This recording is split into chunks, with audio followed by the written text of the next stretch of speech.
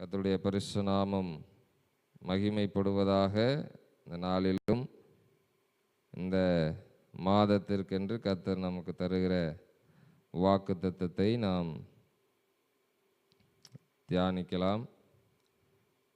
அப்போஸ்தலனாகிய பவுல் கொரிந்தியருக்கு எழுதினதான 2வது நிருபம் அதனுடைய 9வது அதிகாரம் 7வது வசனத்தின் கடைசி பகுதி தேவன் நமக்கு வாக்குத்தத்தமாக கொடுத்திருக்கிறார். ஆனால் 7வது வசனம் முழுவதும் நாம் வாசிக்கலாம். அவனவன் விசனமாயும் அல்ல கட்டாயமாயும் அல்ல, தன் மனதில் நியமித்தபடியே கொடுக்க கடவன். உற்சாகமாய் கொடுக்கிறவனிடத்தில் தேவன் பிரியமாயிருக்கிறார். ஹல்லேலூயா, ஹல்லேலூயா. இதுதான் தேவன் இந்த மாதத்தில் நமக்கு கொடுத்திருக்கிறதான வாக்குத்தத்தம். உற்சாகமாய் கொடுக்கிறவனிடத்தில் தேவன் எப்படி இருக்கிறாரா? பிரியமாய் இருக்கிறார். ஹல்லேலூயா. எப்படி இருக்கிறாரு? பிரியமாய் இருக்கிறார். ஹல்லேலூயா. அப்போ கொடுக்கிறது அப்படின்ன உடனே நம்ம வெறும் காணிக்கையை மாத்திரம் நம்ம நினைத்து விட கூடாது. ஹல்லேலூயா. அநேக காரியங்களை நாம் ஆண்டவருக்கு நம்ம என்ன பண்ணலாம்? கொடுக்கலாம். ஹல்லேலூயா. காணிக்கைகளையும் கொடுக்கணும், தசம பாகங்களையும் கொடுக்க வேண்டும். அதே போல நம்முடைய அதை விட ஆண்டவர் நம்மிடத்தில் எதிர்பார்க்கிற ஒரு மேலான ஒரு காரியம். இந்த வாக்குத்தத்தத்தை எனக்கு கொடுக்கும் பொழுது ஆண்டவர் இது தெரிந்த வாக்குத்தத்தம் தானே, எப்பொழுதும் பேசுகிற வார்த்தைகள் தானே அப்படின்னு கேட்ட பொழுது ஆண்டவர் சொன்னதான காரியம், இந்த மாதத்திலே ஜனங்கள் எனக்கு அவங்க காணிக்கை கொடுக்கிறார்களோ தசம பாகம் கொடுக்கிறார்களோ, அதை விட எனக்கு செவி கொடுக்கிறவர்களாய் இருக்க வேண்டும் என்று சொல்லி நீ சபையை பார்த்து சொல்லு அப்படின்னு சொன்னார். அல்லேலூயா. ஏன்னா ஆண்டவர் சொல்லுகிறார், ஆண்டவர் நம்ம பழைய ஏற்பாட்டு புஸ்தகத்தில் 1 சாமுவேல் புஸ்தகத்தில் அவர் எழுதியிருக்கிறார், பலியை பார்க்கிலும் கீழ்ப்படிதலே உத்தமம், ஆட்டு கடாக்களின் இனத்தை பார்க்கிலும் செவி கொடுத்தலே உத்தமம் என்று சொல்லப்பட்டிருக்கு. அப்போ இந்த மாதத்தில் நாம் எதை கொடுக்கிறவர்களாய் இருக்க வேண்டும் என்றால், தேவனுக்கு நம்முடைய செவியை கொடுக்கிறவர்களாய் நாம் இருக்க வேண்டும். தேவனுடைய வார்த்தைகளுக்கு, தேவன் தருகிற வாக்கு தத்தங்களுக்கு, தேவன் வாரம் ஒவ்வொரு வாரமும் பேசுகிற வார்த்தைகளுக்கு நாம் செவி கொடுக்கிறவர்களாய் நாம் இருக்க வேண்டும் என்று சொல்லி ஆண்டவர் எதிர்பார்க்கிறார். அல்லேலூயா. அதே போல் அநேக காரியங்களை தேவனுக்கு செவி கொடுக்கணும்னா தேவனுக்கென்று நாம் என்ன செய்ய வேண்டும்? நேரத்தை கொடுக்க வேண்டும். அல்லேலூயா. சில காரியங்களை நாம் கொடுத்தாதான் தேவனுடைய வார்த்தைகளை நம்ம என்ன பண்ண முடியும்? கேட்க முடியும். அல்லேலூயா. தேவனுடைய வார்த்தைகளுக்கு செவி கொடுக்கிறது அப்படின்னா அதை கேட்கறது மட்டும் இல்லை, அதன்படி நம்முடைய வாழ்க்கை மாற வேண்டும். அல்லேலூயா. அதன்படி நாம் செய்கிறவர்களாய், கேட்கிறது நிறையா கேட்குறோம். அல்லேலூயா. ஏகப்பட்ட வார்த்தைகளை நம்ம கேட்கிறோம். ஆனால் கேட்கிறதுக்கு மட்டும் நம்முடைய செவியை கொடுக்காதபடி அதன்படி நடப்பதற்கும் நம்ம என்ன பண்ண வேண்டும்? அதற்கு பேர் தான் செவி கொடுக்கிறது. அல்லேலூயா. என் சத்தத்திற்கு உன் செவியை சாய் அப்படின்னு ஆண்டவர் சொல்றாரு பாருங்க. அப்போ கேட்கறதுக்கு மட்டும் இல்லை. அல்லேலூயா. இன்னைக்கு அநேகர் கேட்குறாங்க, வார்த்தைகளை கேட்குறாங்க. அதுலேயும் கண்டிப்பான வார்த்தைகள், எச்சரிப்பான வார்த்தைகள் அப்படிலாம் ஜனங்கள் என்ன பண்ணுறதில்லை, அதிகமாக கேட்க விரும்புவதில்லை. அல்லேலூயா. அநேகர் இன்னைக்கு கேட்குறது என்னன்னா, வாக்குத்தத்தமான வார்த்தைகள், செழிப்பை குறித்ததான வார்த்தைகள், கிருபையை குறித்ததான வார்த்தைகள். ஆண்டவர் என்னை எப்படி ஆசீர்வதிப்பார், ஆண்டவர் என் பிஸ்னஸை எப்படி ஆசீர்வதிப்பார், ஆண்டவர் என் தொழிலை எப்படி ஆசீர்வதிப்பார், அதற்கேற்ற வார்த்தைகளை தான் அவங்க என்ன பண்ணிட்டு இருக்கிறாங்க? அதற்கு தான் தங்களுடைய செவியை சாய்த்து கொண்டிருக்கிறார். அதெல்லாம் ஆண்டவர் ஆசீர்வதிப்பார், உண்மைதான். ஏன்னா நம்ம ஆசீர்வதிக்கப்பட்டவர்கள், தேவனால் நாம் ஆசீர்வதிக்கப்பட்டவர்களாய் நாம் இருக்கிறோம். ஆனால் அதை மாத்திரமே சார்ந்து ஓடுகிற ஒரு வாழ்க்கையை தேவன் நம்மிடத்தில் அவர் விரும்புகிறது இல்லை. அல்லேலூயா. ஏனென்றால் அவர் சொல்லுகிறார், என்னுடைய வார்த்தைகளுக்கு செவி கொடுப்பது, உண்மையாய் தேவனுடைய வார்த்தைக்கு செவி கொடுப்பது என்றால் என்ன என்றால், அது அவருடைய வார்த்தையை கேட்கிறது மாத்திரமல்லாமல், இங்கே சொல்கிறார் பாருங்க, உற்சாகமாய் அது எப்படி கொடுக்கணுமா?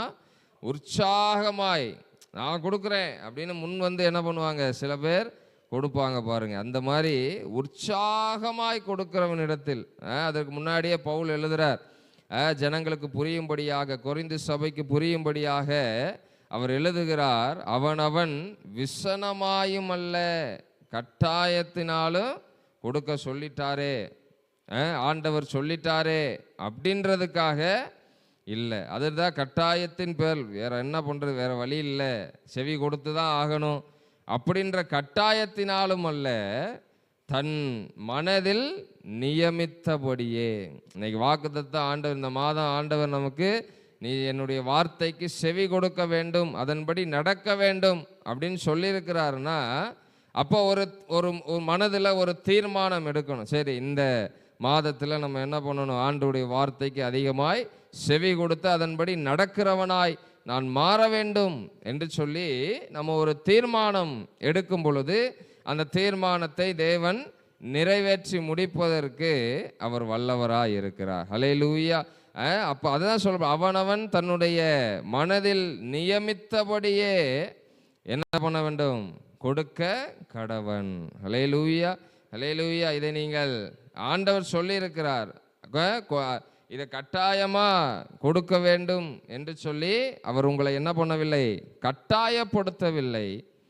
கொடுத்தா உங்களுக்கு ஆசீர்வாதம், கொடுக்கலைன்னா ஆசீர்வாதத்தை இழந்து போவீர்கள். அதை அந்த சாய்ஸை ஆண்டவர் உங்களுடைய கரத்தில் கொடுக்குறார். கொடுத்தா, அப்படி கொடுக்கிறவனை ஆண்டவர் எப்படி ஆசீர்வதிப்பார்னு பின்பாக உள்ள வசனங்களில் எல்லாம் சொல்லப்பட்டிருக்கிறது. அப்போ தேவன் பிரியமாய் இருக்கிறபடி, நம்ம அநேகர் என்ன நினச்சிடுறோன்னா, நம்ம காணிக்கை அதிகமாக கொடுத்தோன்னா, தசம பாகத்தை அதிகமாக கொடுத்தோன்னா ஆண்டவர் அதிலெல்லாம் பிரியமாக இருக்கிற இந்த வசனத்தை அநேகர் அதற்கு தான் யூஸ் பண்ணுறாங்க. அநேக ஊழியக்காரர்கள், நமக்கு முன்பாக ஊழியம் செய்த ஊழியக்காரர்கள் எல்லாம் அதிகமாக இந்த வார்த்தை எதுக்கு தான் யூஸ் பண்ணியிருக்கிறாங்கன்னா, காணிக்கை கொடுக்க வைப்பதற்கும் தசம பாகங்களை கொடுக்க வைப்பதற்கும் பயன்படுத்தலாம். ஆனால் அதை காட்டிலும் தேவன் ஒன்றை முன்வைக்கிறார் என்றால், அல்லேலூயா, அதை நம்ம கவனத்தில் வைக்கணும்.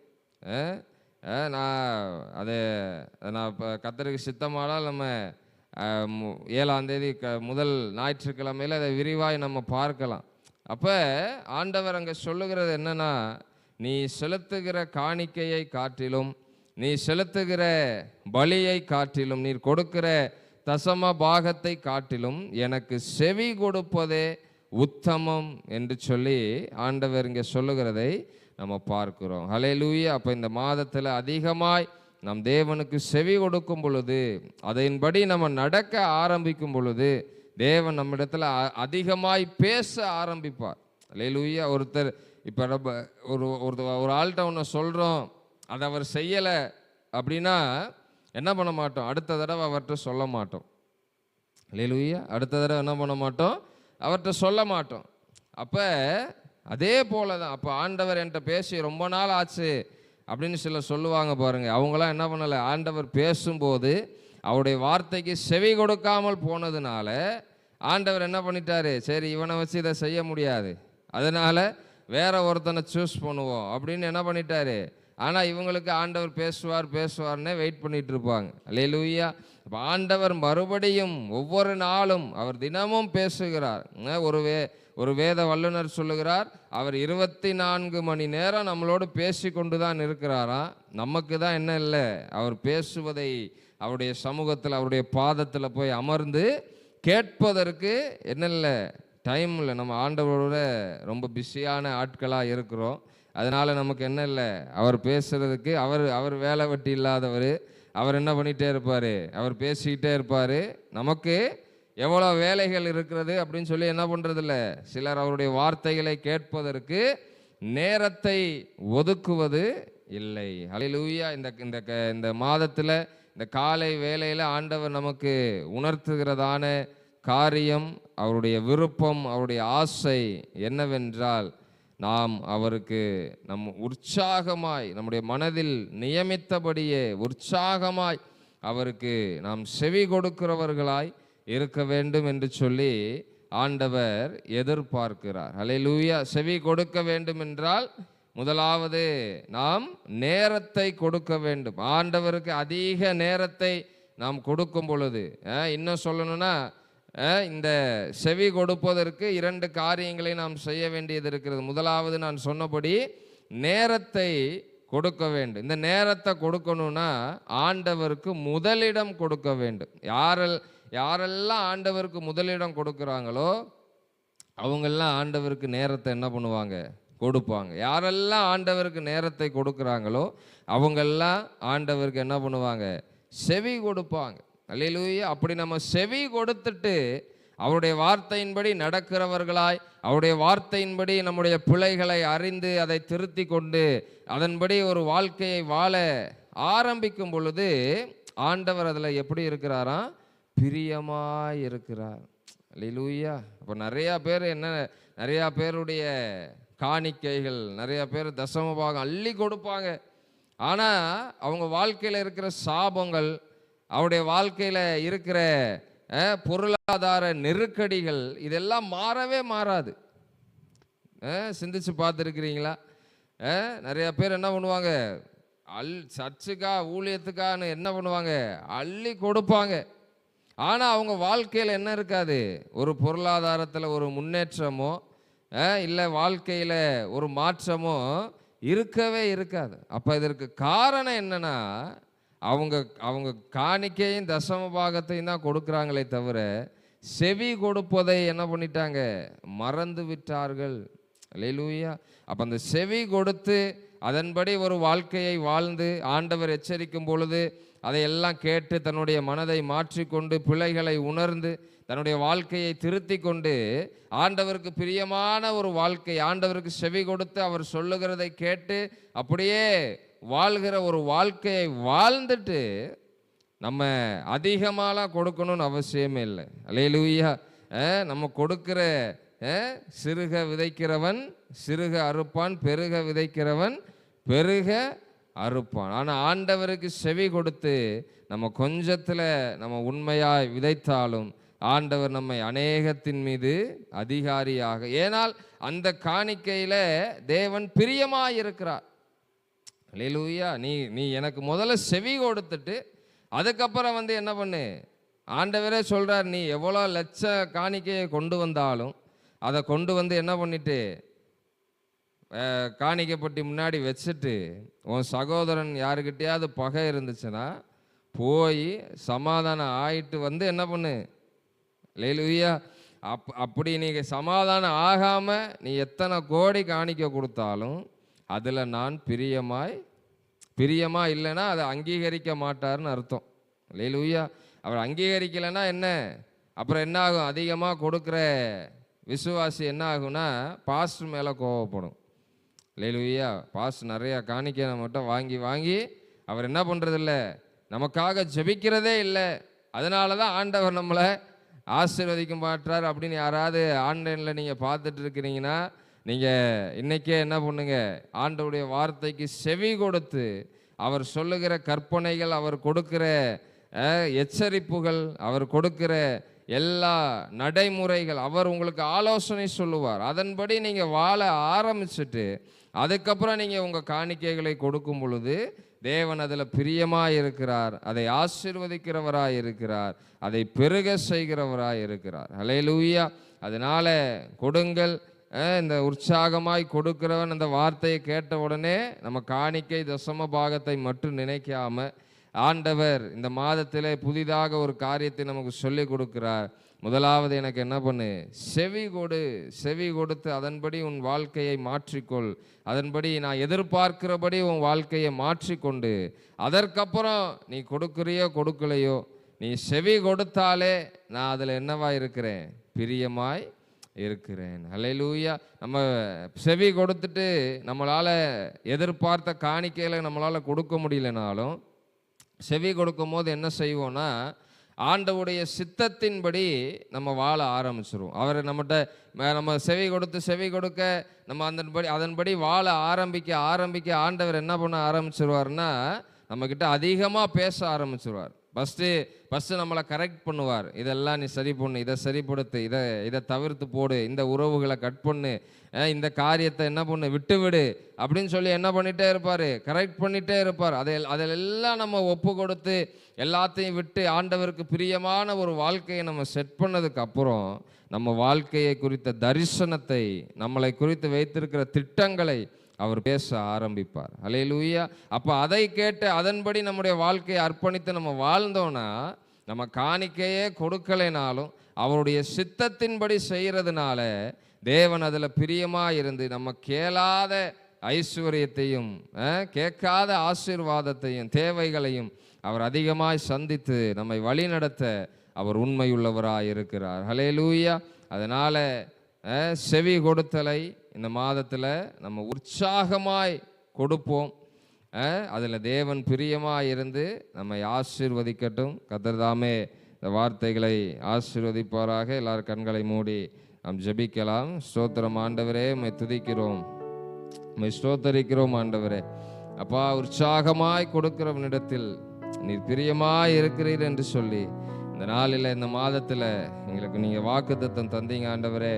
அப்பா, நாங்கள் எதை உற்சாகமாய் கொடுக்க வேண்டும் என்று சொல்லி பரிசுத்த ஆவியானவர் இந்த மாதத்தில் எதிர்பார்க்கிறீர் என்பதையும் எங்கள் சபைக்கு நீர் சொல்லி இருக்கிறீர் ஆண்டவரே. அப்பா, உமக்கு நாங்கள் காணிக்கைகளை கொடுப்பதை காட்டிலும் உமக்கு செவி கொடுப்பதையே நீர் உத்தமமாய் நினைக்கிறீர். அதிலேயே நீர் பிரியமாய் இருக்கிறீர் ஆண்டவரே.